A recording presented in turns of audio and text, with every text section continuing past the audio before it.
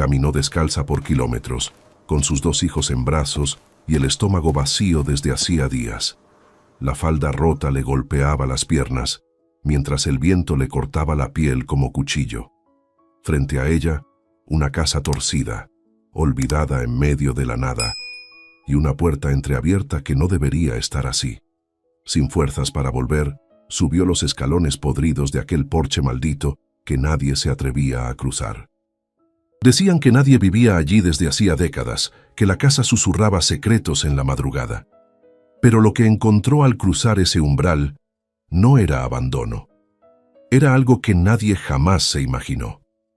Antes de seguir, suscríbete al canal, deja tu like y cuéntame en los comentarios desde qué ciudad estás viendo esta historia. Es emocionante saber hasta dónde llegan estos relatos de esperanza. Y ahora, prepárate para conocer la historia completa. La entrega de las llaves no tuvo gritos ni forcejeos, solo el sonido metálico y seco sobre la madera vieja del escritorio de don Ernesto. El administrador ni siquiera levantó la vista de sus libros de contabilidad para recibir el manojo, como si la expulsión de una mujer y 2 niños fuera un trámite tan banal como anotar la compra de un saco de maíz. Mariana sintió que el aire en la oficina estaba viciado, cargado de ese olor a tabaco rancio y decisiones irrevocables que tienen los lugares donde los hombres ricos deciden el destino de los pobres. No suplicó, porque sabía que la piedad no florecía en esa hacienda y simplemente se dio la vuelta con la dignidad que le quedaba, apretando los labios hasta dejarlos blancos para no soltar el llanto que le quemaba la garganta. Afuera, el cielo de plomo amenazaba con romperse en cualquier momento, reflejando el color exacto de su futuro inmediato. Salió al patio principal con la sensación de estar desnuda, aunque llevaba puesto su mejor vestido, ahora desgastado, y con los dobladillos manchados de polvo. No llevaba maletas ni cajas. Sus pocas pertenencias habían sido confiscadas para cubrir los intereses de una deuda que ella no contrajo, pero que heredó como una maldición junto con la viudez. A su espalda, en el rebozo cruzado con fuerza sobre su pecho y sus caderas, cargaba el peso de Gabriel y Lucía, sus mellizos de apenas 2 años, que dormían con esa inocencia cruel de quienes no saben que acaban de perder su techo. El peso físico de los niños era considerable, hundiendo la tela en sus hombros, pero era el peso de la responsabilidad lo que realmente le doblaba las rodillas mientras cruzaba el portón de la hacienda por última vez, sin atreverse a mirar atrás. El pueblo la vio pasar con un silencio que dolía más que los insultos. Las mujeres barrieron sus veredas con la vista clavada en el suelo, y los hombres en la cantina bajaron el volumen de sus conversaciones, volviéndose cómplices de la injusticia con su inacción. Nadie le ofreció un vaso de agua, nadie le preguntó hacia dónde iba, porque enemistarse con don Ernesto era un lujo que nadie en la región podía permitirse. Mariana caminó por la calle principal, sintiendo cómo la exclusión social se materializaba en una barrera invisible, un muro de indiferencia que la empujaba hacia las afueras, hacia los caminos donde la civilización terminaba y comenzaba el olvido. La soledad en medio de la gente era un frío distinto al del clima, un frío que se le metía por los poros y le decía que, a partir de ese momento, ella y sus hijos eran invisibles para el mundo. Cuando las últimas casas del pueblo quedaron atrás, el camino de tierra se volvió más estrecho y hostil, flanqueado por árboles altos que comenzaban a agitarse con el viento precursor de la tormenta. Sus pies, calzados con unos guaraches viejos que apenas la separaban de las piedras, comenzaron a resentir cada paso, enviando punzadas de dolor a través de sus piernas cansadas.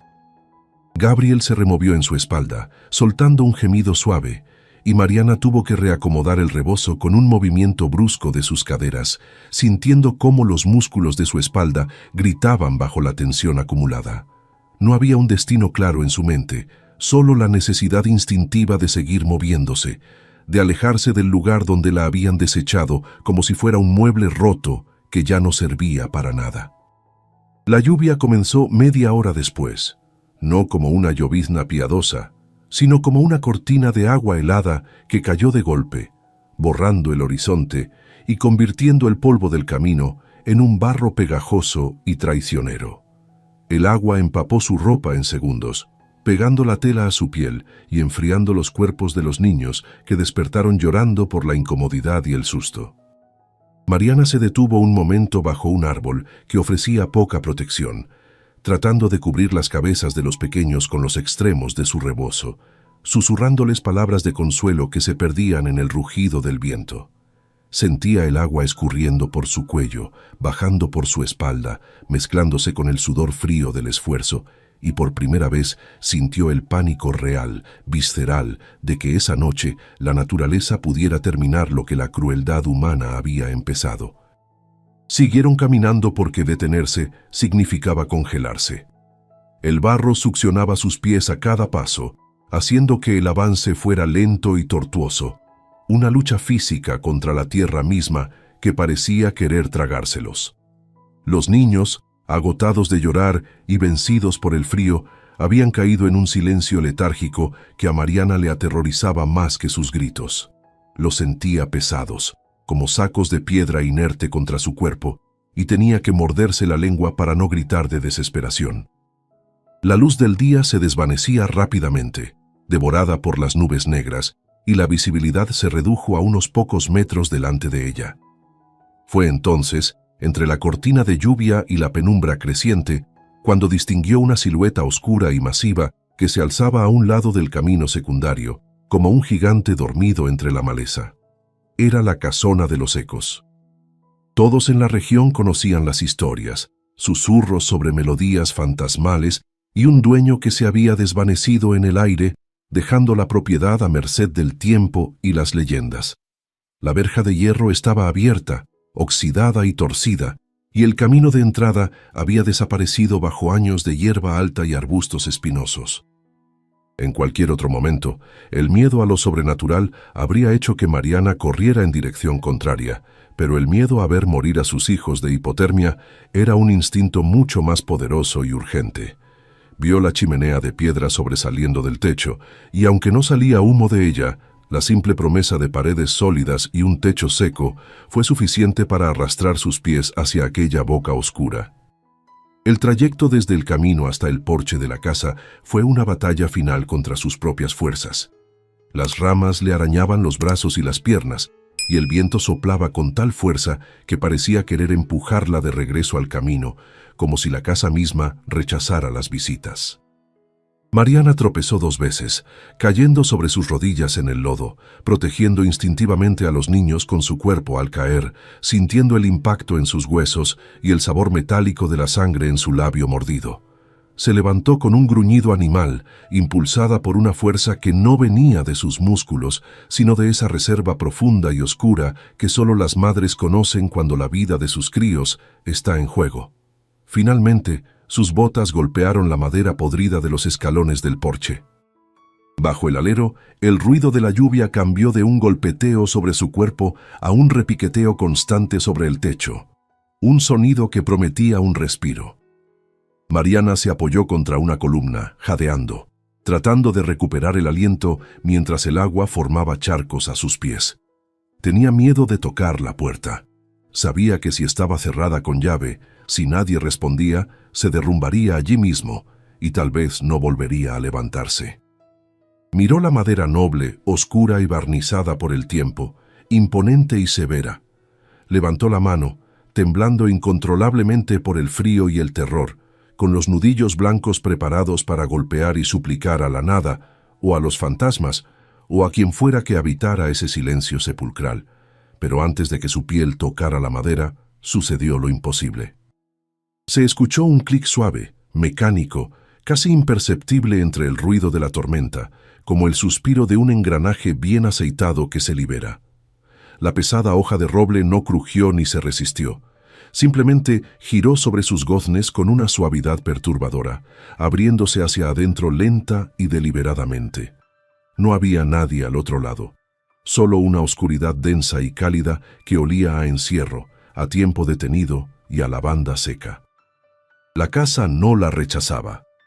La casa, en un acto que desafiaba toda lógica y razón en aquella noche maldita, parecía estar abriendo su boca para tragarla o para salvarla.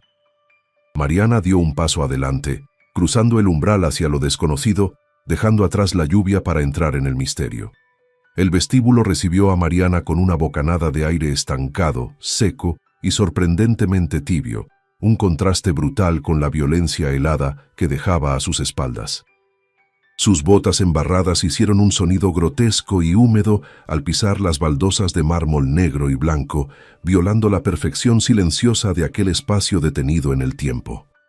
No se atrevió a llamar de nuevo. Su garganta estaba cerrada por el miedo y la reverencia, y sentía que cualquier sonido humano sería una profanación en aquel santuario de sombras. La puerta permaneció abierta unos instantes, dejando entrar la lluvia que salpicaba el umbral, hasta que una corriente de aire, o quizás el mismo mecanismo oculto, la empujó suavemente, cerrándose con un golpe sordo y definitivo que la aisló del mundo exterior y la encerró en las entrañas de la leyenda. La oscuridad no era total, diluida apenas por los relámpagos que estallaban afuera y se filtraban a través de las altas ventanas laterales, proyectando formas largas y distorsionadas sobre el suelo. Mariana avanzó a tientas, con los brazos entumecidos todavía sosteniendo a sus hijos, guiándose más por el instinto que por la vista.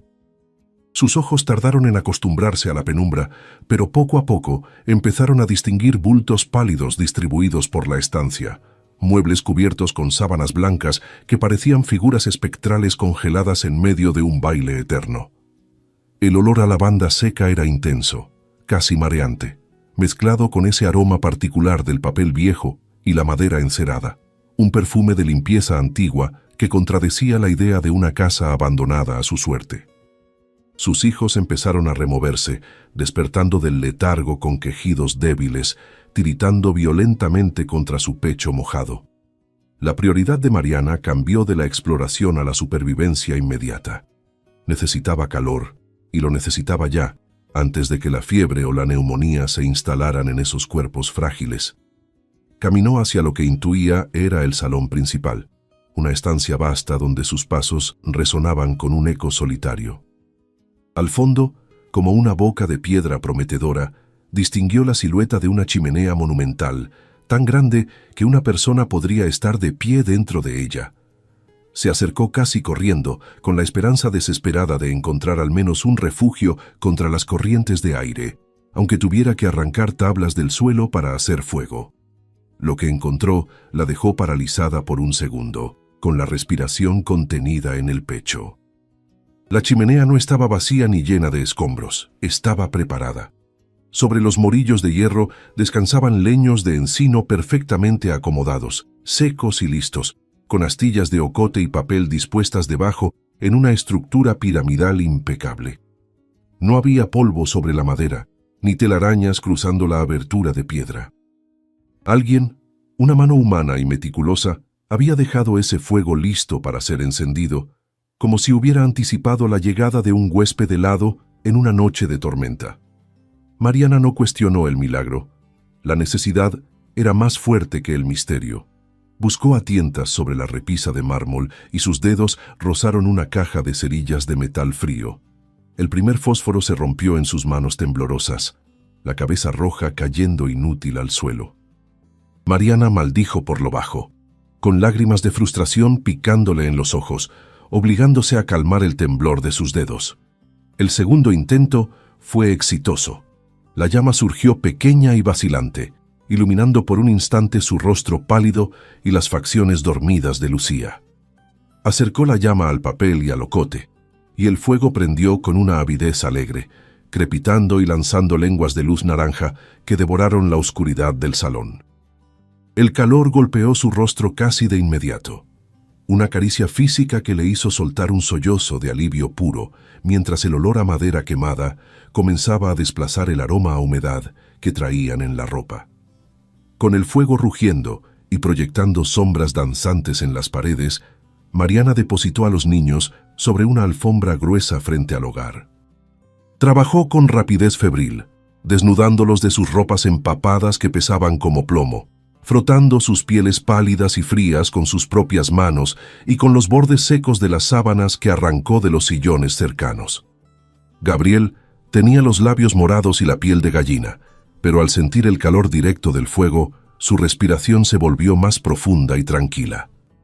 Lucía se abrazó a su hermano instintivamente, buscando calor humano, y Mariana los envolvió a ambos en una manta de lana pesada que encontró doblada sobre un sofá, una prenda que no olía a humedad, sino a naftalina y cuidado.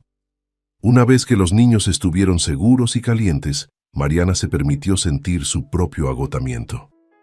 Se dejó caer sentada en el suelo, con la espalda apoyada contra el asiento de un sillón, mirando las llamas hipnóticas mientras el vapor comenzaba a elevarse de su propia ropa mojada.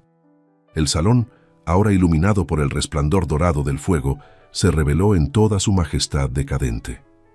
Techos altos con vigas de madera oscura, paredes forradas de estanterías repletas de libros y un piano de cola en una esquina, cubierto también por una sábana, como un animal gigantesco durmiendo. No había caos, no había suciedad, había un orden estricto, una soledad disciplinada que resultaba más inquietante que cualquier desorden. El silencio de la casa era absoluto, una entidad densa que parecía presionar contra sus oídos. No se escuchaban ratones en las paredes, ni el crujir de la madera asentándose, ni el goteo de alguna gotera olvidada. Era un silencio artificial, construido, como si la casa estuviera conteniendo la respiración para escucharla a ella.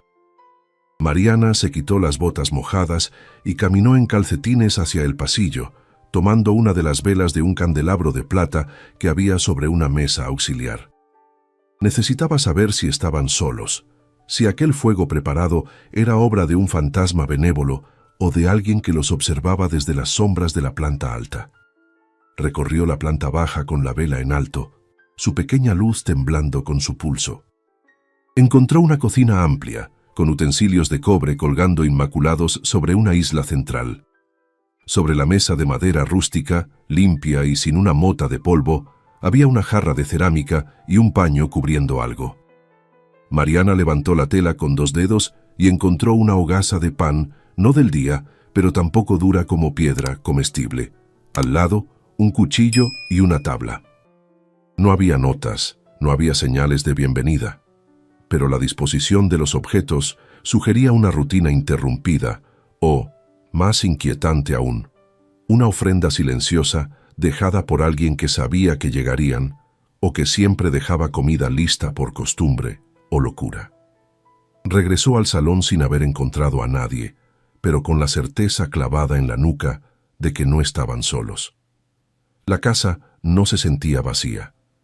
Se sentía habitada por una conciencia latente. Se sentó de nuevo junto a sus hijos, partiendo trozos del pan que había traído y comiéndolos despacio, sintiendo cómo el alimento bajaba rasposo por su garganta seca. Afuera, la tormenta seguía rugiendo, golpeando las ventanas como puños furiosos que exigían entrar, pero adentro, en ese círculo de luz frente a la chimenea, el mundo se había reducido a lo esencial: calor, silencio y espera. Mariana mantuvo los ojos abiertos, vigilando la escalera que se perdía en la oscuridad del piso superior, sabiendo que el verdadero dueño de aquel fuego aún no se había mostrado. El amanecer no entró por las ventanas con un estallido de luz triunfal, sino con una claridad grisácea y tímida que se arrastró por el suelo de madera, revelando las partículas de polvo que danzaban en el aire quieto del salón. Mariana despertó con un sobresalto, con el cuello rígido por la mala postura y el corazón latiendo desbocado en el primer segundo de consciencia, buscando instintivamente a sus hijos con la mano. Gabriel y Lucía seguían dormidos, hechos un ovillo bajo la manta de lana, respirando con ese ritmo profundo y despreocupado que solo la infancia permite en medio de la desgracia. La tormenta había cesado, dejando tras de sí un silencio húmedo y pesado que envolvía la casa como una segunda piel, roto apenas por el goteo esporádico de los aleros afuera. Pero fue otro detalle, uno pequeño y doméstico, lo que hizo que un escalofrío le recorriera la espalda, erizándole la piel de los brazos bajo el rebozo. La chimenea, que debería haberse consumido hasta convertirse en un lecho de cenizas frías durante las horas de sueño, ardía con una llama viva y constante. Alguien, una sombra silenciosa y eficiente, había entrado en la habitación mientras ella dormía vencida por el cansancio, había caminado a escasos metros de donde yacía vulnerable con sus hijos y había alimentado el fuego con nuevos leños de encino. No había huellas en la alfombra, no había ruidos de pasos alejándose, solo la evidencia irrefutable de una caridad fantasma. Mariana se puso de pie despacio, girando sobre sí misma, escudriñando los rincones en penumbra del salón, esperando ver ojos brillantes o una figura acechando. Pero la casa mantenía su mutismo obstinado, devolviéndole solo la mirada vacía de los muebles cubiertos. Guiada por la necesidad de alimentar a los niños cuando despertaran, regresó a la cocina con pasos cautelosos, sintiéndose una intrusa en un reino prohibido. La escena que encontró allí confirmó sus sospechas y disipó parte de su miedo para dar paso a una gratitud perpleja. Sobre la mesa de madera, donde la noche anterior solo había pan, ahora descansaba una jarra de cerámica vidriada que sudaba pequeñas gotas de condensación. Al tocarla, notó que estaba tibia. Contenía leche fresca, recién hervida, con esa nata espesa en la superficie que indicaba que había sido ordeñada esa misma mañana. Al lado, una cesta pequeña con huevos de campo y unas manzanas rojas y brillantes parecían un bodegón pintado por un artista que quisiera capturar la esencia de la providencia.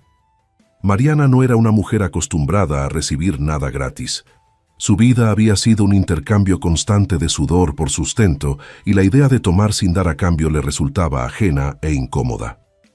Mientras los niños desayunaban con avidez, manchándose las mejillas de leche y riendo por primera vez en días, ella tomó una decisión silenciosa que nacía de su dignidad herida.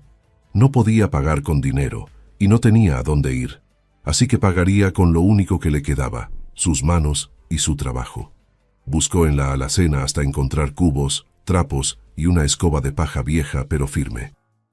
Si iba a ser la huésped de un fantasma, sería una huésped útil, una que dejara el lugar mejor de lo que lo había encontrado.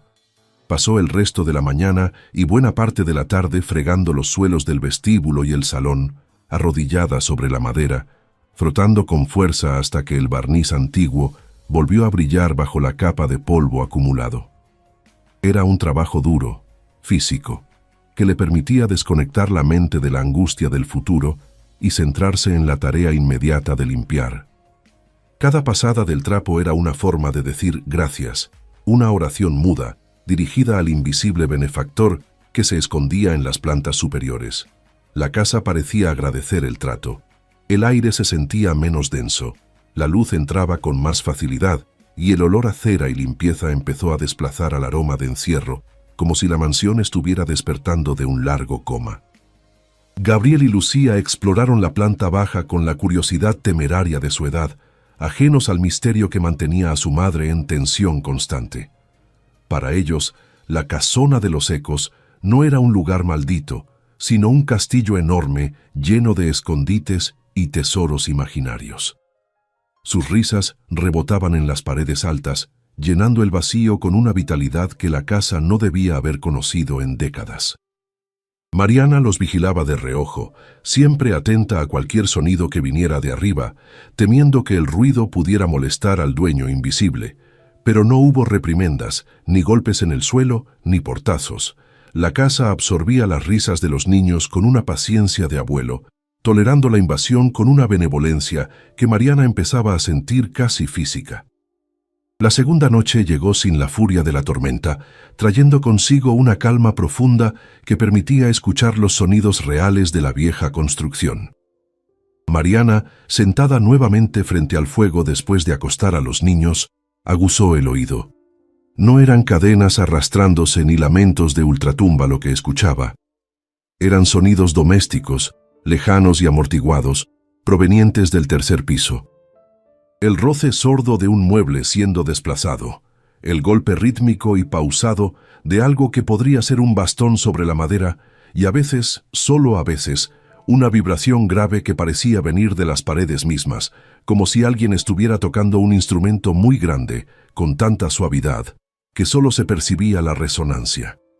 Al tercer día, el patrón se estableció con una naturalidad pasmosa. Por las mañanas, la comida aparecía mágicamente mientras ellos dormían o estaban en otra habitación. Por las tardes, Mariana limpiaba y ordenaba, avanzando poco a poco hacia el pasillo y la biblioteca, respetando siempre la escalera que llevaba arriba como una frontera sagrada que no debía cruzar.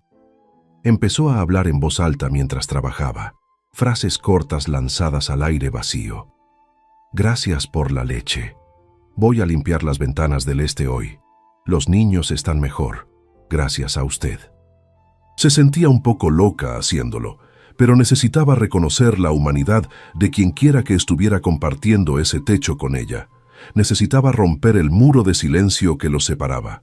Fue Gabriel quien encontró la primera prueba tangible de que el anfitrión no solo los toleraba, sino que los observaba con afecto. El niño vino corriendo desde el vestíbulo con algo apretado en su puño, los ojos brillantes de emoción. «Mira, mamá, el señor me lo dejó», gritó, extendiendo la mano.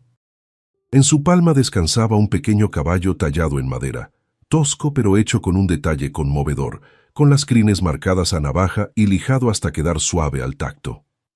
Olía a madera fresca, a virutas recientes. No era un juguete antiguo olvidado en un rincón. Era algo hecho recientemente, tal vez la noche anterior, por manos que sabían trabajar la madera. Mariana tomó el juguete, sintiendo un nudo en la garganta. Aquello no era obra de un espectro, era un regalo. Esa noche, Mariana no pudo dormir. La curiosidad y una extraña sensación de deber la mantenían despierta, mirando el techo oscuro como si pudiera ver a través de las vigas. Alguien estaba allá arriba, alguien solitario que tallaba juguetes para niños extraños y les daba de comer sin pedir nada a cambio, pero que se negaba a mostrar su rostro. ¿Qué clase de vergüenza o dolor podía empujar a una persona a borrarse del mundo de esa manera? Mariana se levantó, se puso el rebozo sobre los hombros y tomó el candelabro.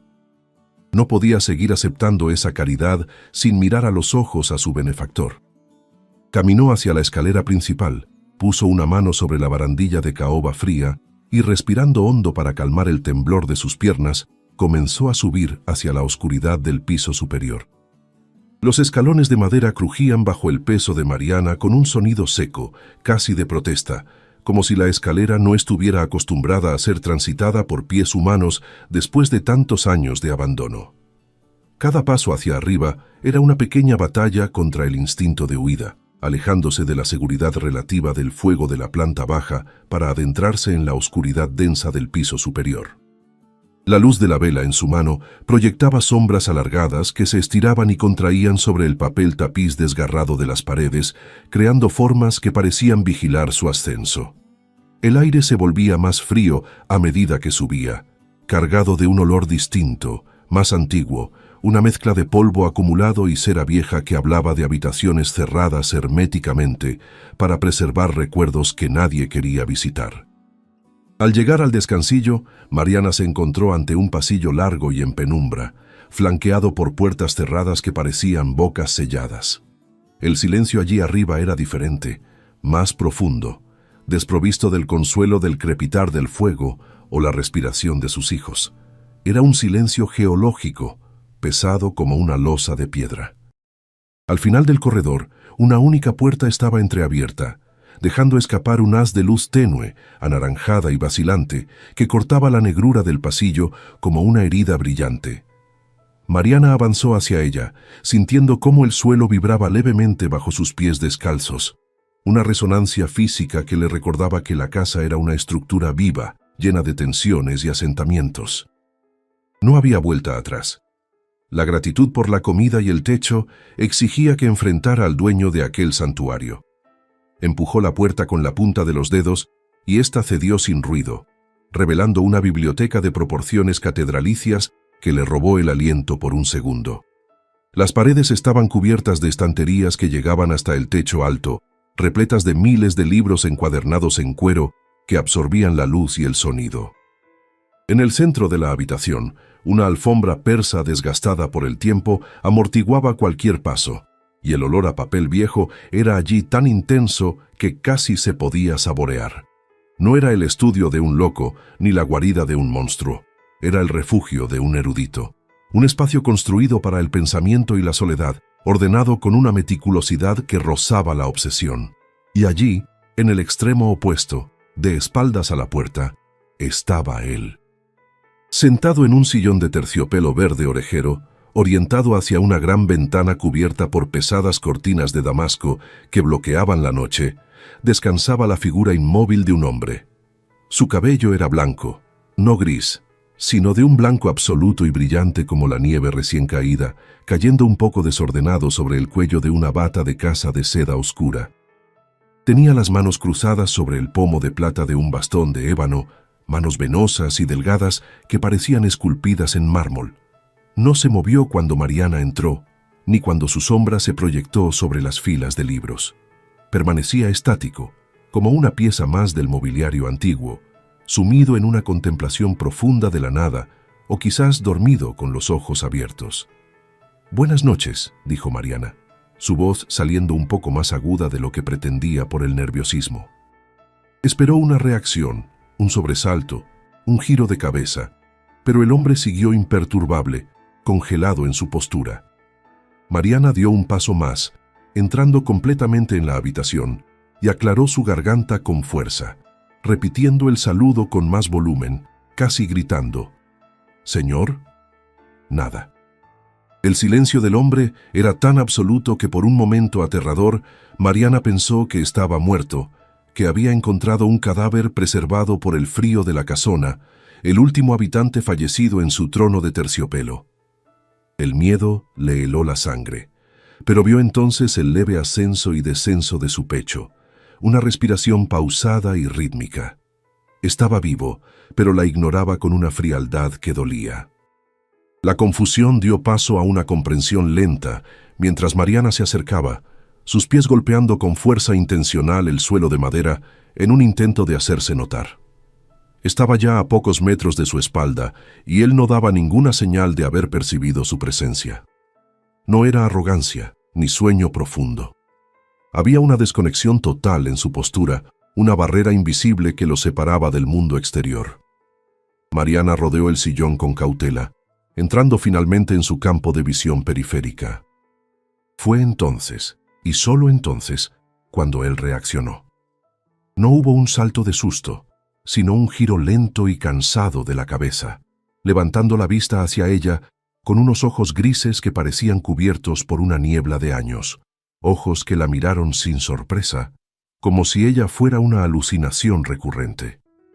«La puerta tiene un mecanismo de contrapesos», dijo él de repente, con una voz que sonaba extraña, suave pero monótona, como un instrumento musical que no ha sido afinado en mucho tiempo. No la miraba a los ojos directamente, sino a un punto vago en su barbilla, y hablaba con la cadencia de quien ha olvidado el sonido de su propia voz. Sentí la vibración de los truenos en el suelo, y pensé que la tormenta tiraría algún árbol. La dejé abierta para que entrara el aire o algún perro perdido. No esperaba gente. Mariana se quedó paralizada, entendiendo de golpe la magnitud de la soledad que tenía enfrente. Don Augusto no era un fantasma, ni estaba loco. Vivía en un mundo de silencio perpetuo, una jaula de cristal donde los gritos y las tormentas no existían. El anciano volvió a mirar hacia las cortinas cerradas, como si la presencia de Mariana fuera un detalle menor, una molestia visual en su paisaje de sombras. «No tiene que gritar», murmuró, adivinando quizás los intentos anteriores de ella por hacerse oír. «No sirve de nada. Hace 20 años que el mundo se apagó para mí». Había una amargura seca en sus palabras, no autocompasión, sino un hecho consumado, una realidad dura como la piedra. Se ajustó la bata con un gesto de dignidad herida, avergonzado tal vez de haber sido descubierto en su vulnerabilidad, expuesto ante una extraña en su propio santuario. Era un hombre que había sido grande, se notaba en su porte, y que ahora se escondía para no tener que explicar su caída. Mariana sintió que el miedo se disolvía, reemplazado por una oleada de empatía que le apretó el pecho. Ella conocía la exclusión, conocía la mirada de lástima de los demás, sabía lo que era ser apartado del mundo de los normales. Vio en ese hombre rico y sordo el mismo aislamiento que ella sentía como viuda pobre. Sin decir nada, porque las palabras eran inútiles, se acercó un poco más y colocó suavemente el caballo de madera que él había tallado sobre la mesita auxiliar, justo al lado de su mano. Fue un gesto pequeño, una ofrenda de paz. Augusto miró el juguete, luego miró la mano de Mariana, curtida por el trabajo, y finalmente sus ojos se encontraron con los de ella por un instante. No hubo sonrisa, pero la tensión en sus hombros bajó imperceptiblemente. Ella no intentó explicar nada más esa noche. Entendió que su presencia allí era un hecho consumado que él había decidido tolerar, quizás por aburrimiento, quizás por una pizca de humanidad que le quedaba en el fondo de su silencio. Mariana hizo una leve inclinación de cabeza, un gesto de respeto que él pudiera ver, y se dio la vuelta para salir de la biblioteca. Al cruzar el umbral y volver al pasillo oscuro, la casa ya no le pareció un lugar hostil. Ya no era la mansión maldita de las leyendas del pueblo. Era simplemente un barco grande y silencioso navegando en la noche, capitaneado por un hombre que no podía oír el mar, y ella, junto con sus hijos, eran ahora parte de esa tripulación extraña y naufragada. Bajó las escaleras sintiendo que, por primera vez en mucho tiempo, tenía una misión. La convivencia en la casona se transformó en un pacto silencioso de no agresión, una danza delicada entre la necesidad de Mariana y la soledad de don Augusto.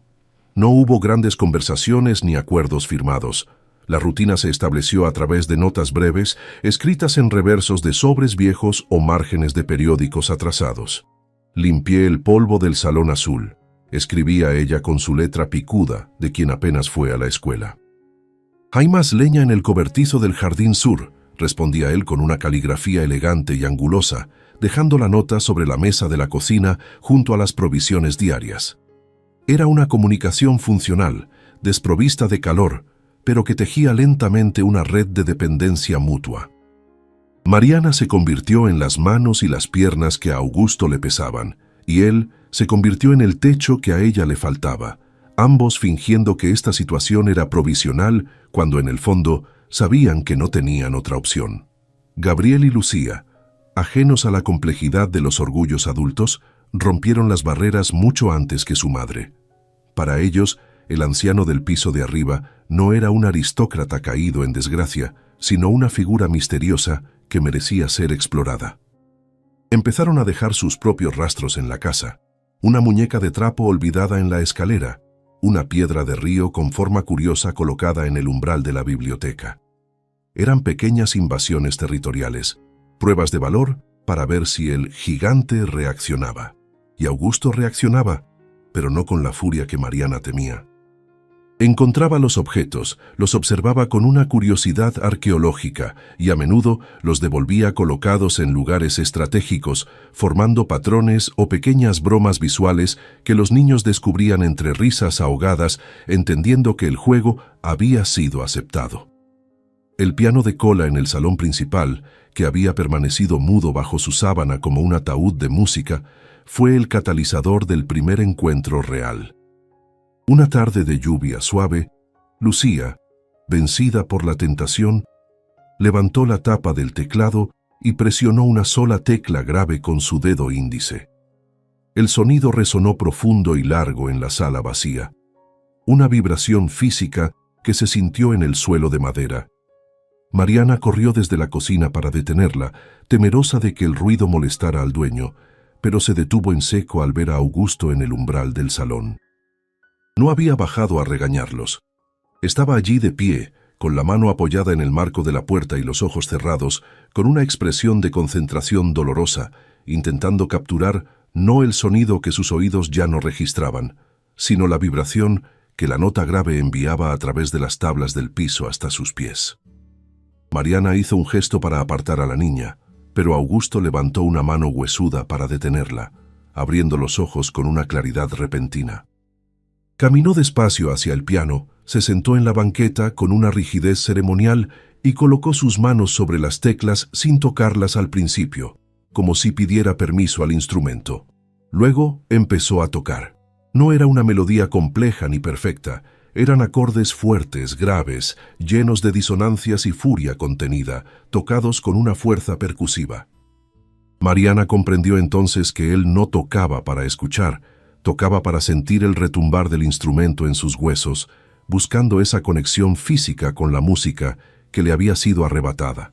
Los niños miraban fascinados, no la técnica, sino la transformación del anciano, cuyo rostro severo se relajaba en una mueca de éxtasis y dolor. Aquella tarde marcó el fin del aislamiento total.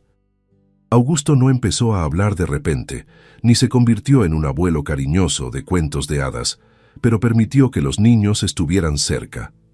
Les enseñó, sin una sola palabra, a sentir las cosas en lugar de solo oírlas. Les mostraba cómo poner la mano sobre la caja de resonancia de la guitarra vieja que tenía en su estudio para sentir las cuerdas, o cómo el suelo temblaba cuando pasaba un carruaje lejos en el camino principal.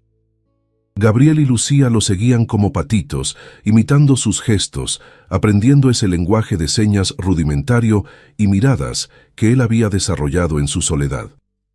Mariana los observaba desde lejos, con el corazón apretado, viendo cómo sus hijos llenaban el hueco inmenso que la vida había cavado en el pecho de aquel hombre.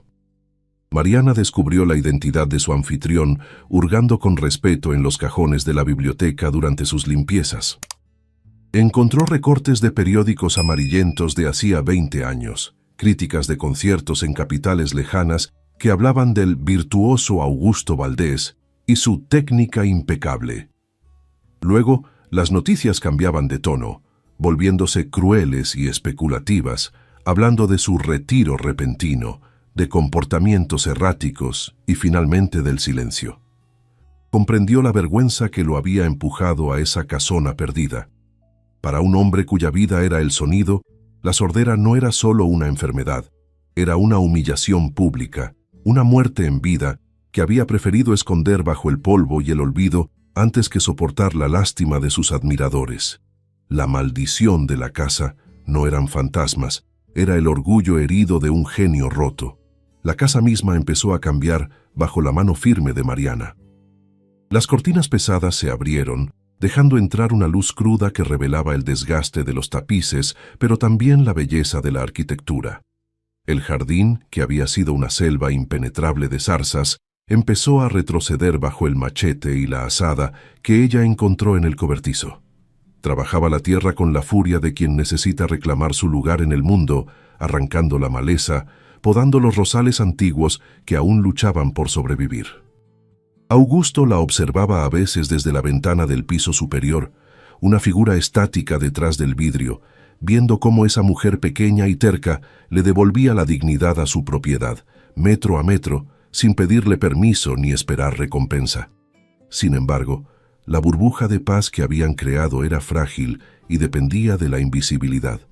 Las provisiones de la despensa de Augusto, aunque generosas, no eran infinitas, y la presencia de 3 bocas más empezó a mermarlas visiblemente.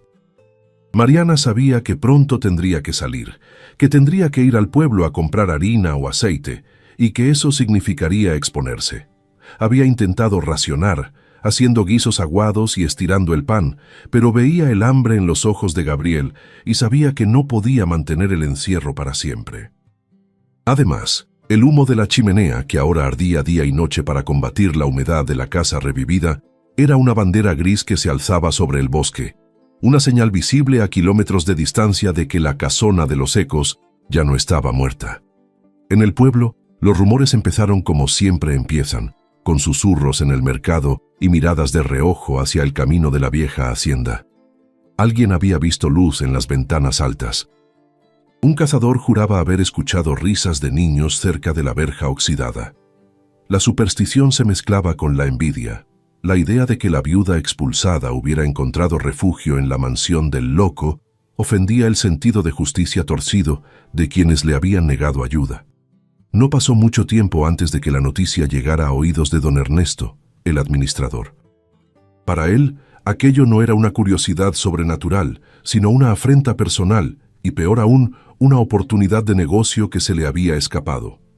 Sabía que Augusto estaba incapacitado legalmente en muchos aspectos, o al menos eso creía, y la presencia de intrusos era la excusa perfecta que necesitaba. La última tarde de calma tuvo un aire metálico, premonitorio. Mariana estaba tendiendo ropa lavada en un cordel improvisado en el patio trasero cuando sintió esa picazón en la nuca que avisa del peligro. No había ruidos extraños, ni intrusos visibles, pero el viento traía un olor diferente, el olor de la atención ajena. Miró hacia el camino de entrada, cubierto todavía por la vegetación, pero ya con huellas de paso reciente, y supo que el tiempo prestado se estaba acabando. Subió corriendo a buscar a los niños y los encerró en la cocina con un juego, el corazón latiéndole en la garganta. Luego fue a la biblioteca, donde Augusto leía ajeno al mundo, y le puso una mano en el hombro con urgencia. Cuando él levantó la vista, ella no necesitó escribir nada. El miedo en sus ojos fue suficiente para que él entendiera que el mundo exterior venía a por ellos. La invasión no comenzó con armas, sino con el ruido prosaico y brutal de un carruaje abriéndose paso a la fuerza por el camino descuidado, rompiendo ramas y aplastando la maleza que había protegido la soledad de la casa durante años. Mariana sintió el temblor de la tierra antes de oír los cascos de los caballos, una vibración grave que subió por las suelas de sus zapatos y se instaló en su estómago como una piedra fría. Corrió hacia la ventana del vestíbulo, apartando levemente la cortina, y vio el coche negro de don Ernesto detenerse frente a la escalinata de piedra, flanqueado por dos hombres a caballo que miraban la propiedad no con respeto, sino con la codicia calculadora de quien tasa una res antes de llevarla al matadero. El administrador bajó del vehículo ajustándose la chaqueta con esa arrogancia lenta de quien sabe que la ley y la fuerza están de su lado, portando bajo el brazo una carpeta de cuero que parecía más un arma que un archivo. Mariana tuvo apenas el tiempo justo para ordenar a sus hijos que subieran al desván y no hicieran ni un solo ruido, empujándolos hacia la escalera de servicio con una urgencia que les contagió el miedo sin necesidad de palabras. Luego se alisó el delantal, respiró hondo para contener el temblor de sus manos y fue a abrir la puerta principal antes de que la echaran abajo. No quería que entraran rompiendo cerraduras. Quería mantener, aunque fuera por unos minutos, la ilusión de que aquella casa seguía siendo un hogar digno y no una ruina lista para el saqueo. Cuando abrió la hoja de roble, se encontró de frente con la mirada de hielo de don Ernesto, quien no mostró sorpresa al verla, sino una satisfacción amarga, como si su presencia allí confirmara todas sus sospechas sobre la decadencia moral de la región. Así que era cierto, dijo Ernesto sin saludar, empujándola levemente con el hombro para entrar en el vestíbulo como si fuera el dueño legítimo inspeccionando sus dominios. La viuda y el loco, viviendo bajo el mismo techo. El pueblo no habla de otra cosa, Mariana. Su voz retumbó en las paredes vacías, violando el silencio sagrado que ella y Augusto habían cultivado con tanto esmero. Los dos hombres que lo acompañaban se quedaron en el porche, bloqueando la salida, convirtiendo la casa en una ratonera. Mariana no retrocedió, aunque cada instinto de su cuerpo le gritaba que huyera. Se plantó en medio del pasillo, pequeña y frágil frente a la corpulencia del administrador, protegiendo el acceso a la biblioteca donde Augusto permanecía ajeno a la intrusión. «Esta es una propiedad privada, don Ernesto», dijo ella con una voz que intentó ser firme, pero salió quebrada. «Usted no tiene derecho a entrar así». Ernesto soltó una risa seca, sin humor, y sacó los papeles de su carpeta. «Tengo todo el derecho, mujer. Represento los intereses del municipio y la sanidad pública. Se han presentado denuncias. Se dice que el señor Valdés ha perdido el juicio, que vive en la inmundicia y que ha sido aprovechado por una oportunista». Dio un paso más, obligándola a retroceder. «Vengo a constatar su incapacidad mental para proceder con la tutela del Estado. Y tú, Mariana, estás aquí invadiendo propiedad ajena». La acusación estaba lanzada. No era una visita social, era una ejecución administrativa. Ernesto no esperó respuesta y caminó a zancadas hacia la biblioteca, guiado por el instinto de depredador que huele a la presa débil. Abrió la puerta de golpe, haciendo que la madera chocara contra la pared, y entró en la habitación gritando el nombre de Augusto. «¡Valdés! ¡Se acabó el juego!». La escena que siguió fue de una crueldad dolorosa por su falta de comunicación. Augusto seguía en su sillón, leyendo, completamente sordo al estruendo que acababa de ocurrir a sus espaldas. No se giró. Ernesto, interpretando esa inmovilidad como arrogancia o desdén, avanzó rojo de ira y golpeó la mesa con el puño cerrado, haciendo saltar los bibelots de porcelana. Solo entonces, sintiendo la vibración del golpe, Augusto levantó la vista, encontrándose con el rostro contorsionado de un hombre que le gritaba palabras que no podía oír. «Míreme cuando le hablo», rugió Ernesto, ignorando la realidad evidente de la situación. «¿Cree que puede esconderse aquí para siempre?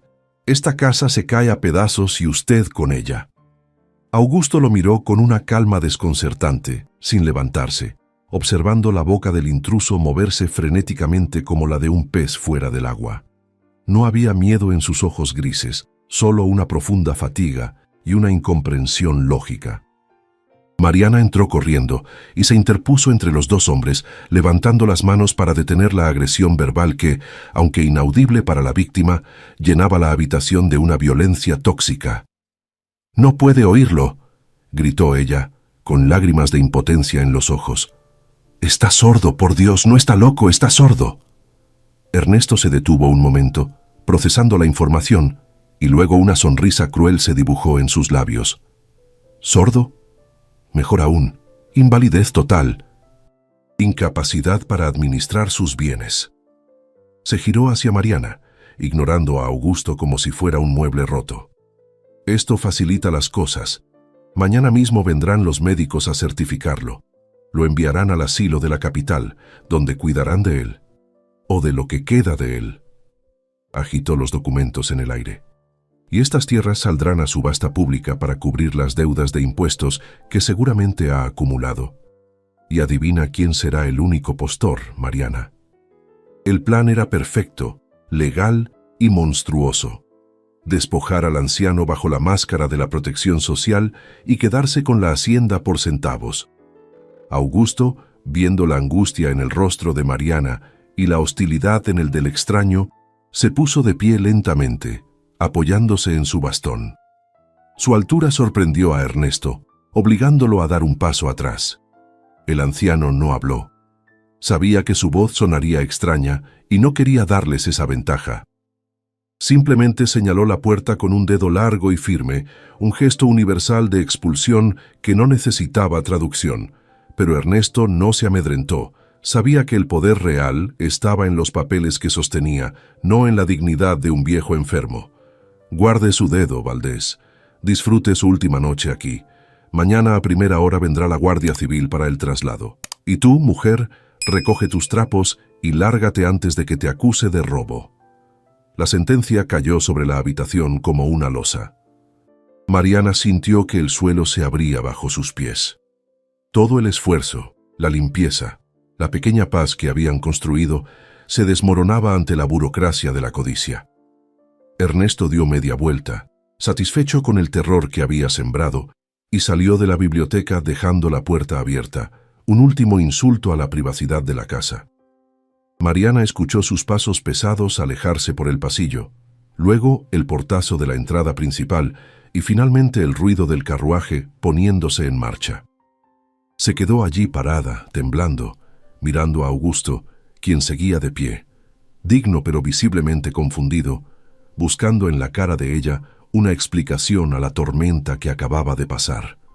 Fue en ese momento de desesperación absoluta cuando el silencio volvió a caer sobre la casa con un peso insoportable, que Mariana recordó algo. No era una solución mágica, sino un detalle que había visto días atrás mientras limpiaba el escritorio de Augusto. Había un cuaderno de cuero negro, siempre cerrado, que él guardaba celosamente en el primer cajón, pero que esa mañana, en un descuido inusual, había quedado sobre la mesa, abierto junto al tintero. Ella había visto de reojo páginas llenas de una escritura reciente, fechas actuales, anotaciones lúcidas y claras. Si Augusto podía escribir, si su mente estaba intacta a pesar de su oído muerto, entonces no era incompetente. Había una voz en ese papel, una voz legal, que Ernesto había ignorado. Mariana corrió hacia el escritorio, apartando los libros con frenesí, buscando el cuaderno que podía ser su única arma contra el desahucio. Con manos que apenas le obedecían, Mariana abrió la cubierta de cuero desgastado del cuaderno, esperando encontrar garabatos inconexos o las repeticiones maníacas de una mente quebrada por el aislamiento. Lo que sus ojos recorrieron, bajo la luz vacilante del candelabro, le cortó la respiración más que cualquier grito de terror. No había locura en esas páginas. Había una lucidez afilada y dolorosa, escrita con una caligrafía aristocrática y firme que no temblaba. Augusto había registrado cada día de su encierro con la precisión de un notario. La temperatura exacta de la mañana, la dirección del viento, el estado de las cosechas que veía desde su ventana y, lo más sorprendente, cálculos detallados sobre la administración de la hacienda que demostraban que conocía cada centavo que Ernesto le había robado durante años. Aquel hombre no estaba senil, estaba atrapado en una torre de silencio, observando su propia ruina con la impotencia de un dios mudo. Pasó las páginas con frenesí, buscando algo, una fecha reciente, una prueba que sirviera en el mundo de los hombres que oyen y juzgan. Se detuvo en la entrada de hacía 2 días. La tinta aún parecía fresca, oscura y brillante. La mujer se llama Mariana, leía la entrada. Sus hijos traen el ruido de la vida a esta tumba. No soy un fantasma, pero ellos me miran como si fuera un milagro. He decidido que no moriré en silencio. Si la ley requiere voz, mi pluma gritará por mí. Mariana levantó la vista del papel con los ojos llenos de lágrimas y miró a Augusto. El anciano la observaba desde su sillón, con una expresión indescifrable, mezcla de orgullo y resignación. Él sabía que ella lo había leído. Sabía que su secreto, su cordura intacta y afilada, estaba ahora en las manos de esa viuda intrusa. «Usted lo sabía todo», susurró ella, aunque él no pudiera oírla, sintiendo el peso de la injusticia caerle sobre los hombros. Se acercó a él y puso el cuaderno abierto sobre sus rodillas, señalando el párrafo con un dedo tembloroso. Augusto asintió lentamente, un movimiento grave y solemne. Tomó la pluma del tintero, la mojó con parsimonia y escribió una línea más al final de la página, bajo la atenta mirada de ella. El miedo es el único sonido que no necesito escuchar para reconocer. Cerró el cuaderno de golpe y se lo entregó a Mariana, empujándolo contra su pecho con una urgencia que decía, sin palabras, que esa era su única arma, su escudo contra la jauría que vendría con el amanecer. La noche que siguió fue la más larga que Mariana había vivido, más larga incluso que aquella en la carretera bajo la tormenta. No durmieron. Bajaron al salón principal y se sentaron todos juntos, una extraña familia de náufragos esperando el asalto final. Mariana mantuvo el fuego encendido, alimentándolo obsesivamente, como si la luz pudiera mantener a raya a la oscuridad legal que se cernía sobre ellos. Los niños, contagiados por la tensión eléctrica del aire, dormían a ratos en el sofá, sobresaltándose con el crujido de la madera. Augusto permaneció en un sillón de respaldo alto, vestido no con su bata de enfermo, sino con un traje antiguo de corte impecable que olía a naftalina, con el bastón entre las piernas y la vista clavada en la puerta de entrada, esperando. El amanecer trajo una neblina baja y fría que se pegaba a las ventanas, difuminando los contornos del mundo exterior. El silencio del bosque se rompió temprano, no con el canto de los pájaros, sino con el ruido de múltiples caballos y el rodar pesado de ruedas sobre la grava. No venía solo Ernesto esta vez. El sonido era el de una comitiva oficial. Mariana sintió que el corazón le golpeaba contra las costillas como un pájaro enjaulado.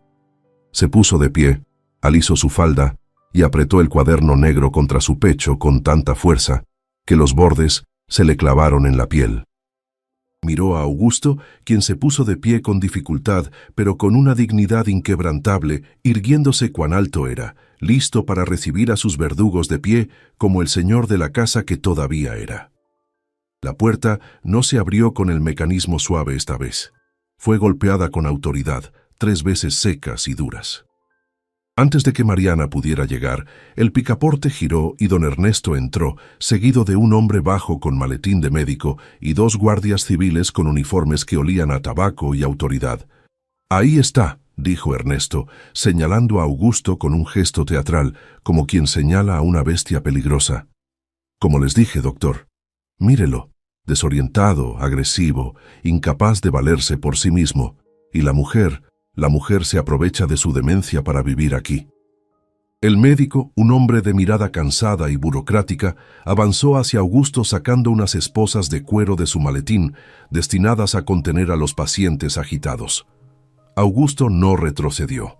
Mantuvo la mirada fija en Ernesto, una mirada de desprecio tan puro y concentrado que el hacendado tuvo que desviar la vista por un segundo. El médico intentó tomar el brazo del anciano, hablándole con ese tono condescendiente que se usa con los niños o los idiotas. «Vamos, don Augusto, no haga esto difícil, venimos a ayudarlo». Augusto se soltó con un movimiento brusco y seco, casi violento, que hizo que los guardias llevaran las manos a sus porras.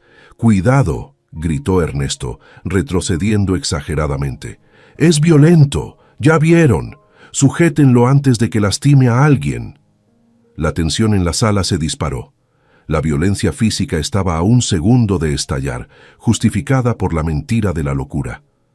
«¡Alto!». El grito de Mariana salió de su garganta con una fuerza que sorprendió a todos, incluido a ella misma. Se interpuso entre los guardias y el anciano, pequeña pero feroz, usando su cuerpo como barrera. «Nadie va a tocarlo, él no está loco, y ustedes no tienen derecho a sacarlo de su casa». Ernesto se rió, una risa fea que sonó a óxido. «Quítate de en medio, Mariana, no tienes vela en este entierro». La ley dice que un hombre que no puede comunicarse ni administrar sus bienes es un peligro para sí mismo. Y tú eres una intrusa. Hizo un gesto a los guardias para que la apartaran. «Sáquenla de aquí y asegúrense de que no se lleve nada de valor». Uno de los guardias la agarró del brazo con fuerza, intentando arrastrarla hacia la salida. Mariana luchó, clavando los talones en el suelo, sintiendo el dolor en su hombro, pero no soltó el cuaderno. «¡Él sí puede comunicarse!», gritó desesperada, mirando al médico, buscando un rastro de humanidad en su rostro. «Él escribe, él sabe todo lo que pasa. Este hombre», señaló a Ernesto con la cabeza, «les está mintiendo para robarle». Ernesto se puso rojo de ira. «Basta de estupideces. Ese cuaderno son garabatos de un viejo senil. Llévenselo ya». Los guardias volvieron a avanzar hacia Augusto, quien levantó su bastón en posición defensiva, acorralado en su propio hogar. «No son garabatos», rugió Mariana, liberándose del agarre con un tirón salvaje. Abrió el cuaderno en la página que habían marcado la noche anterior y lo plantó delante de la cara del médico, obligándolo a mirar. «Lea, lea lo que dice aquí. Fecha de hoy, letra clara». El médico, sorprendido por la audacia, bajó la vista instintivamente hacia el papel. Sus ojos recorrieron las líneas escritas con la elegante caligrafía de Augusto. El silencio cayó de nuevo sobre la sala, pero esta vez era un silencio distinto, tenso y peligroso. El médico frunció el ceño, ajustó sus gafas y leyó en voz baja, para sí mismo, pero moviendo los labios. Ernesto, sintiendo que el control de la situación se le escapaba como agua entre los dedos, intentó arrebatar el libro. «Eso no tiene validez. Es dictado por ella». El médico ajustó sus lentes sobre la nariz con un movimiento lento, casi exasperante, mientras sus ojos iban y venían sobre las páginas del cuaderno que Mariana le había obligado a sostener. El silencio en la biblioteca se volvió denso, roto solo por el sonido de las hojas al pasar y la respiración agitada de Ernesto, que veía cómo su golpe maestro se tambaleaba ante la caligrafía perfecta de su víctima. No había delirios en esas líneas, ni la incoherencia de una mente perdida. Había fechas precisas, observaciones climáticas y, lo más condenatorio, un registro detallado de las visitas anteriores de Ernesto, con citas textuales de sus amenazas que el anciano había leído en sus labios o intuido con una perspicacia aterradora. El doctor levantó la vista y por primera vez no miró a Augusto con lástima profesional, sino con una cautela respetuosa, dándose cuenta de que había estado a punto de cometer un error irreparable impulsado por la avaricia ajena. Esto no es la escritura de un demente», murmuró el médico cerrando el cuaderno con cuidado y devolviéndoselo a Mariana como si fuera un objeto sagrado. «La sintaxis es compleja, el razonamiento es lógico. Don Ernesto, usted me dijo que el señor Valdés no tenía contacto con la realidad, que vivía en un estado vegetativo». Ernesto se puso lívido, el sudor brillando en su frente bajo el sombrero. «Es un truco», escupió, señalando a Mariana con un dedo acusador que temblaba de rabia. «Esa mujer lo ha escrito. Ella le guía la mano o lo hace cuando él duerme. Es una estafa para quedarse con la propiedad. ¿Va a creerle a una andrajosa antes que a un administrador respetable?». La acusación era desesperada, pero lo suficientemente venenosa como para sembrar una duda final en la sala. Augusto, que había observado la escena con la inmovilidad de una estatua, percibió el cambio en la energía de la habitación. No necesitaba oír las palabras para entender que su capacidad estaba siendo cuestionada una vez más. Con una calma que contrastaba violentamente con la histeria de Ernesto, dio un paso al frente, golpeando suavemente el suelo con su bastón para reclamar la atención. Extendió la mano hacia el médico, con la palma abierta, exigiendo el bolígrafo de plata que asomaba en el bolsillo de su chaleco. El médico dudó un segundo, intimidado por la presencia del anciano, pero se lo entregó. Augusto caminó hacia la pared donde colgaba un calendario antiguo. Lo descolgó y le dio la vuelta, apoyándolo sobre la mesa para usar el reverso blanco y vacío. El sonido del plumín, rasgando el papel, fue el único ruido en la biblioteca durante un minuto eterno. Augusto escribía de pie sin apoyarse, con trazos rápidos y furiosos que demostraban un control motor impecable. Cuando terminó, giró el papel hacia el médico y los guardias. En letras grandes y claras había escrito: «Doctor Morales, si su diagnóstico se basa en la mentira de un ladrón y no en la evidencia de sus ojos, entonces el incompetente aquí es usted. Y para su información, Ernesto, la cosecha de trigo del año 98 no se perdió por la sequía, la vendiste a escondidas en la capital». «Lo sé todo». La revelación cayó como una bomba. No solo demostraba su cordura presente, sino que desenterraba los pecados pasados del administrador con una precisión quirúrgica. El médico leyó el mensaje y su rostro perdió todo color. Miró a Ernesto con una mezcla de horror y desprecio, comprendiendo que había sido utilizado como peón en un juego sucio de desfalco. «Vámonos», dijo el doctor, guardando sus esposas con un chasquido definitivo. «No hay nada que certificar aquí. Este hombre está en pleno uso de sus facultades mentales, quizás más que cualquiera de nosotros». Hizo una seña a los guardias civiles, quienes bajaron sus armas y se miraron entre sí, incómodos por haber estado a punto de arrestar a un caballero inocente. La autoridad de Ernesto se evaporó en ese instante, dejando ver al hombre pequeño y codicioso que siempre había sido bajo su traje caro. Ernesto se quedó solo en el centro de la habitación, boqueando como un pez sacado del agua, con los puños apretados a los costados. La derrota era pública y humillante, pero su orgullo herido no le permitía retirarse con dignidad. «Esto no se acaba aquí», siseó mirando a Mariana con los ojos inyectados en sangre. «Podrán engañar al médico, pero la ley es otra cosa. Tienen deudas, tienen impuestos atrasados. Voy a usar cada resquicio legal para aplastarlos. Si no puedo sacarlo por loco, lo sacaré por pobre».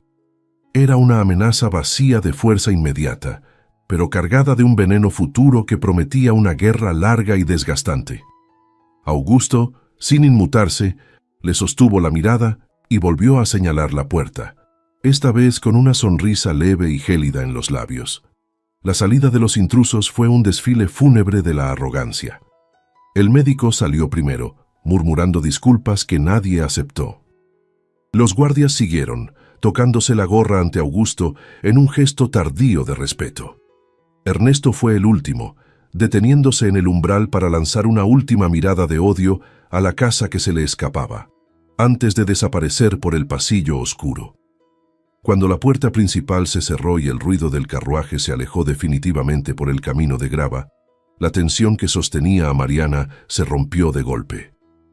Sus rodillas cedieron y tuvo que agarrarse al borde de la mesa para no caer, soltando el aire que parecía haber estado conteniendo durante horas en un suspiro tembloroso que se transformó en llanto. Augusto se acercó a ella, no con la distancia de un patrón, sino con la cercanía de un compañero de trinchera. No la abrazó, pues no era hombre de contactos fáciles, pero puso su mano grande y pesada sobre el hombro de ella, apretando con firmeza. Fue un gesto que transmitía seguridad, un anclaje a la tierra. Mariana levantó la vista, con los ojos empañados, y vio que el anciano también estaba temblando levemente. La confrontación le había costado una energía inmensa, pero en sus ojos grises había una luz nueva, un brillo de combate que no estaba allí antes. Ya no era el hombre que esperaba la muerte en un sillón, era el patriarca que acababa de defender su castillo y a su nueva familia. Los niños, que habían permanecido escondidos detrás de un sofá grande durante todo el altercado, asomaron sus cabecitas tímidas, con los ojos muy abiertos. Al ver que los hombres malos se habían ido, corrieron hacia su madre, abrazándose a sus piernas. Augusto los miró, y para sorpresa de Mariana, se agachó con dificultad hasta quedar a su altura. Les revolvió el pelo con una torpeza cariñosa, y luego hizo un gesto extraño con las manos. Juntó los dedos y los llevó a su corazón, y luego los abrió hacia ellos. No sabían qué significaba exactamente, pero entendieron el sentimiento. Habían ganado una batalla, pero la guerra por la supervivencia de la casona de los ecos apenas comenzaba, y ahora tenían un enemigo declarado que no descansaría hasta verlos en la calle. Esa noche no hubo celebración, sino un consejo de guerra silencioso. Mariana sacó las pocas monedas que tenía escondidas en el dobladillo de su falda y las puso sobre la mesa. Augusto fue a su escritorio y sacó una caja de caudales antigua, abriéndola para revelar que estaba casi vacía. Apenas quedaban unos billetes viejos y algunas joyas de familia. La realidad económica les golpeó con la misma dureza que la realidad legal. Ernesto tenía razón en una cosa: las deudas existían y el dinero no. Tenían el techo, tenían la razón, pero no tenían con qué comer ni con qué pagar los impuestos que pronto llegarían. Necesitaban un plan, y necesitaban que la música, esa música que Augusto había enterrado, volviera a ser algo más que un recuerdo doloroso. La euforia de la victoria moral se disipó tan rápido como el calor de una vela al viento, dejando tras de sí la realidad cruda de una alacena vacía y una caja fuerte que devolvía solo el eco de su propio vacío. Los días siguientes a la visita del médico fueron de un racionamiento estricto y doloroso, donde Mariana diluía la leche con agua hasta volverla transparente y partía el pan en porciones que apenas engañaban al estómago. Don Ernesto no había vuelto a aparecer físicamente, pero su amenaza flotaba sobre la casa como una nube tóxica. Desde el pueblo llegaban noticias, traídas por algún vendedor ambulante que se atrevía a acercarse a la verja, de que los trámites para el embargo por impuestos avanzaban con una rapidez inusitada en la burocracia local.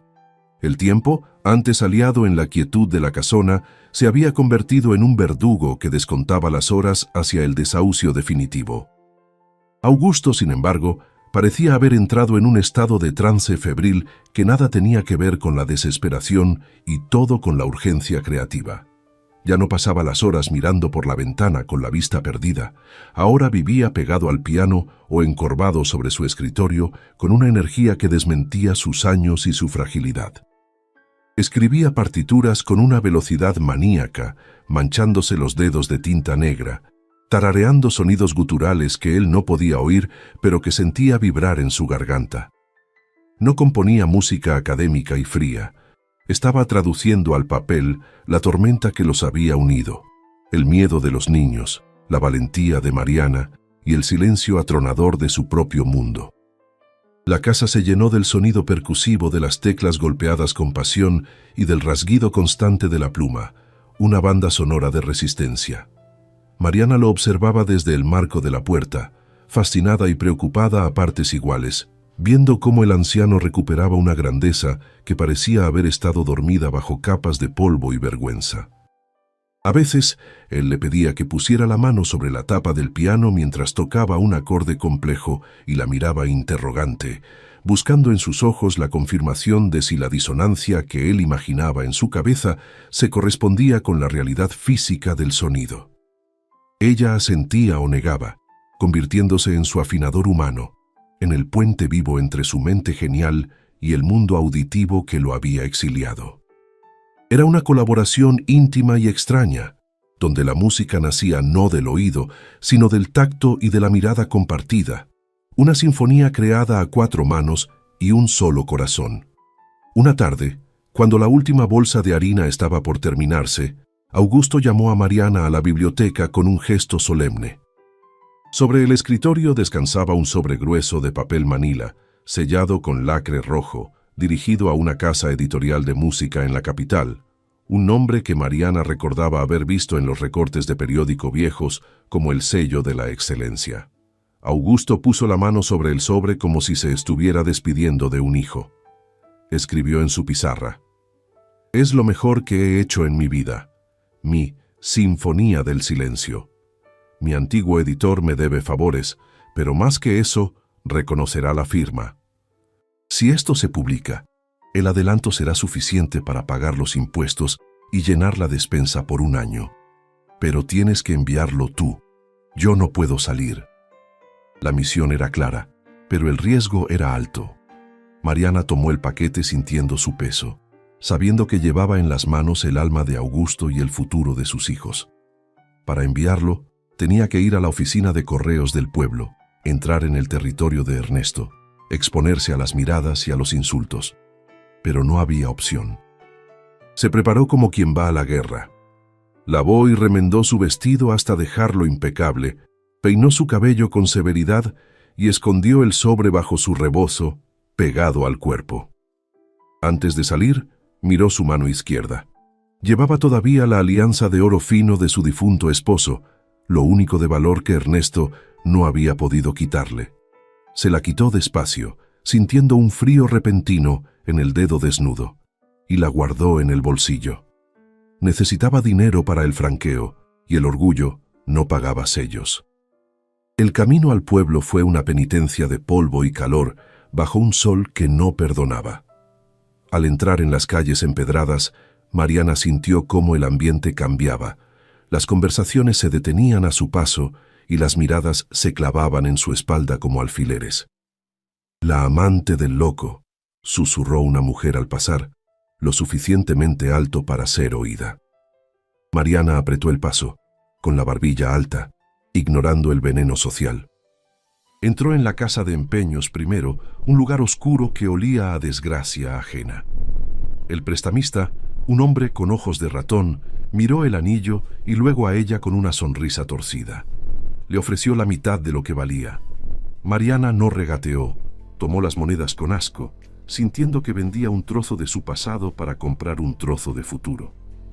En la oficina de correos, el empleado pesó el sobre con una lentitud exasperante, leyendo el destinatario con curiosidad maliciosa. «A la capital». «Urgente. Vaya, vaya. El viejo todavía cree que es alguien», comentó con sorna. Mariana pagó con las monedas del empeño, contando cada centavo sobre el mostrador de madera. «El señor Valdés es más alguien de lo que usted será en 10 vidas», respondió con una voz gélida que borró la sonrisa del hombre. Salió de allí temblando, no de miedo, sino de una rabia contenida que le quemaba las entrañas. Había hecho su parte. Ahora, el destino de la casona de los Ecos viajaba en una saca de correo, a merced de trenes, distancias y la voluntad de hombres desconocidos en una ciudad lejana. Los días de espera se convirtieron en semanas de agonía lenta. La comida se acabó. Empezaron a comer hierbas del jardín, sopas claras de raíces y alguna fruta silvestre que los niños encontraban en el bosque. Augusto adelgazó visiblemente. Su ropa colgaba de su cuerpo esquelético, pero sus ojos seguían brillando con una fe inquebrantable. Seguía componiendo, ya no para vender, sino para mantener la cordura, llenando la casa de música mientras sus estómagos rugían. Ernesto apareció una mañana, no para entrar, sino para clavar un cartel en el portón de la entrada. Propiedad en remate judicial. Fecha de subasta, 15 de noviembre. Faltaban 3 días. El buitre había puesto fecha al banquete. La noche antes de la subasta, una tormenta similar a la que los había traído allí se desató sobre la región. El viento aullaba golpeando las ventanas, como si la naturaleza misma protestara contra la injusticia. Estaban sentados en la cocina, a la luz de una última vela, compartiendo un trozo de pan duro que Mariana había guardado como un tesoro. El ambiente era de despedida. Augusto acariciaba la cabeza de Gabriel, que dormía en su regazo, con una tristeza infinita. Habían luchado, habían resistido, pero el mundo de los hombres con poder parecía haber ganado. Mariana lloraba en silencio, no por ella, sino por ese anciano que les había dado todo y que ahora iba a perder el único refugio que le quedaba por culpa de su bondad. Fue entonces, en medio del ruido del viento, cuando escucharon algo imposible a esas horas y con ese clima. Un golpe en la puerta. No el golpe autoritario de la guardia, ni el golpe seco de Ernesto. Era un golpe urgente, repetido. Mariana se levantó sobresaltada, mirando a Augusto, quien sintió la vibración y se puso de pie con el bastón en mano. ¿Quién vendría en medio de un diluvio? Mariana corrió al vestíbulo, con el corazón en la garganta, y abrió la puerta. Un mensajero del telégrafo, empapado hasta los huesos, estaba allí de pie, tiritando, con un telegrama y un paquete pequeño envuelto en hule impermeable en las manos. Para el maestro Valdés, tartamudeó el chico. Llegó a la estación hace horas. Dijeron que era de vida o muerte. El mensajero, un muchacho del pueblo que miraba el interior de la casona con ojos desorbitados por las leyendas que había oído, aceptó un vaso de agua con manos temblorosas mientras Augusto rompía el sello de lacre. El papel crujió en el silencio tenso de la cocina, un sonido seco que pareció detener el tiempo. Mariana sostenía la vela cerca, conteniendo el aliento, viendo cómo los ojos del anciano recorrían las líneas del telegrama una y otra vez, como si no pudiera creer lo que su mente traducía. No hubo gritos de júbilo, ni saltos. Augusto simplemente bajó el papel con una lentitud ceremonial, se quitó las gafas y se cubrió el rostro con ambas manos. Por primera vez desde que Mariana había cruzado aquel umbral, vio los hombros del patriarca sacudirse con el espasmo incontrolable de un llanto mudo, un desahogo de 20 años de amargura que se rompía en ese instante. Mariana tomó el telegrama que había caído sobre la mesa y leyó las palabras impresas en la cinta de papel pegada. Sinfonía recibida. Stop. Obra maestra absoluta. Stop. La crítica caerá de rodillas. Stop. Enviamos anticipo de derechos exclusivos y contrato editorial. Stop. Honor tenerle de vuelta, maestro. Dentro del paquete impermeable, envuelto en capas de hule y tela, había un fajo de billetes de banco, nuevos y crujientes, una suma que superaba con creces la deuda ridícula de los impuestos y que aseguraba la manutención de la casa por años. No era caridad, era el fruto del genio que Ernesto había despreciado como locura. Augusto no lloraba por el dinero, lloraba porque el mundo, ese mundo que él creía haber perdido para siempre, acababa de devolverle el saludo desde la distancia. La mañana de la subasta amaneció con un cielo azul y limpio, de esa claridad insultante que sigue a las grandes tormentas. Frente al portón de la casona se había congregado una pequeña multitud. Curiosos del pueblo, el notario con su traje negro y, por supuesto, don Ernesto, que se paseaba impaciente consultando su reloj de bolsillo. El administrador ya saboreaba la victoria, imaginando cómo remodelaría la fachada una vez que el viejo y la intrusa fueran desalojados por la fuerza pública. A las 10 en punto, el martillero carraspeó para iniciar la lectura del edicto de remate. Ernesto sonrió a los presentes, una sonrisa de tiburón que decía: «Esto es lo que pasa cuando se meten conmigo». Pero la lectura se vio interrumpida no por una protesta, sino por la apertura chirriante y majestuosa de las grandes puertas de hierro. Augusto y Mariana salieron de la casa y caminaron por el sendero de grava hacia la verja. No parecían derrotados. Él vestía su mejor traje, cepillado y digno, apoyándose en su bastón como si fuera un cetro. Ella llevaba el vestido negro de siempre, pero con la cabeza tan alta que parecía una reina en el exilio. Gabriel y Lucía caminaban a sus lados, limpios y peinados, tomados de la mano. El silencio cayó sobre la multitud. Ernesto frunció el ceño, molesto por la interrupción teatral. «Llegan tarde para sacar sus cosas, Valdés», gritó desde el otro lado de la reja. «El remate comienza ahora. Tienen 1 hora para desalojar antes de que entre la guardia». Augusto llegó hasta la verja, miró al notario a los ojos e ignoró a Ernesto como si fuera una mosca molesta. Hizo un gesto a Mariana. 107. Ella sacó de su rebozo un sobre de piel y extrajo los documentos bancarios y el recibo de pago de los impuestos, sellado esa misma mañana en la oficina de correos telegráficos antes de que abriera el juzgado. Pasó los papeles a través de los barrotes hacia las manos del notario. «La deuda está saldada, señor notario», dijo Mariana con una voz que resonó clara y fuerte en la mañana fría. «Capital, intereses y multas. La propiedad no está en remate. La propiedad pertenece y pertenecerá siempre al señor Augusto Valdés». El notario ajustó sus lentes, revisó los sellos oficiales y los billetes adjuntos para las tasas administrativas. Su rostro serio se relajó en una expresión de asombro profesional. «Los documentos son legales», anunció, girándose hacia la multitud y luego hacia un Ernesto que palidecía visiblemente. «Se suspende la subasta por sustracción de materia. El propietario ha cumplido con sus obligaciones fiscales». Un murmullo recorrió a los curiosos, una mezcla de sorpresa y admiración secreta. Ernesto, rojo de ira, intentó arrebatar los papeles. «Es imposible. Ese dinero es robado. Ese viejo no tiene nada». Pero el notario cerró su carpeta con un golpe seco. «Cuidado con sus acusaciones, don Ernesto. El dinero viene de un giro editorial de la capital. Vámonos, caballeros. Aquí no hay nada que ver». La retirada de Ernesto fue el final de su tiranía moral sobre el pueblo. Se marchó solo, sin mirar atrás, sabiendo que su poder basado en el miedo se había resquebrajado ante la dignidad de quienes creía débiles. Augusto y Mariana no se quedaron a celebrar públicamente, dieron media vuelta y regresaron a la casa, cerrando el portón tras de sí. Pero algo había cambiado. La casona de los Ecos ya no era vista como un lugar maldito, sino como una fortaleza de resistencia.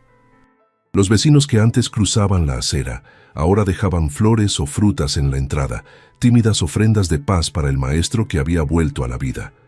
Los años que siguieron fueron de una paz laboriosa y dulce. La música nunca dejó de sonar en la casa. Augusto, libre ya de la presión de la pobreza, dedicó el resto de sus días a enseñar.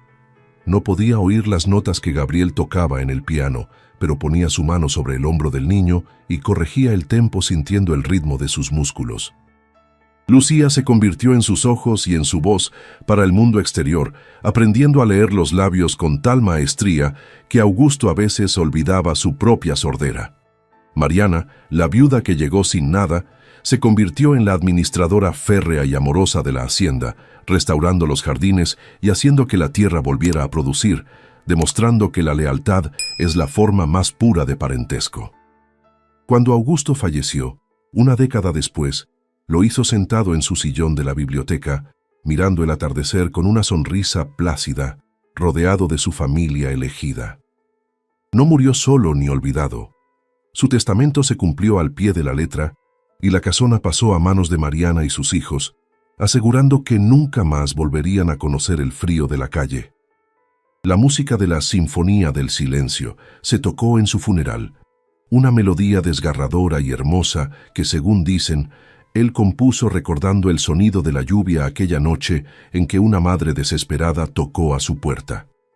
La casa sigue allí, o al menos eso cuentan los viejos del lugar. Dicen que si pasas cerca en las noches de tormenta, no se oyen lamentos de fantasmas, sino acordes de piano y risas de niños. Porque la verdadera historia de la casona de los Ecos no fue de miedo, sino de un encuentro improbable entre 4 soledades que se salvaron mutuamente. Mariana salvó a Augusto del silencio, y Augusto salvó a Mariana del abismo. Y aquella puerta, que se abrió misteriosamente bajo la lluvia, no fue casualidad ni mecanismo. Fue la respuesta del universo a la pregunta de si todavía queda esperanza cuando todo parece perdido. ¿Y tú? ¿Has visto una injusticia así donde vives? Cuéntanos en los comentarios.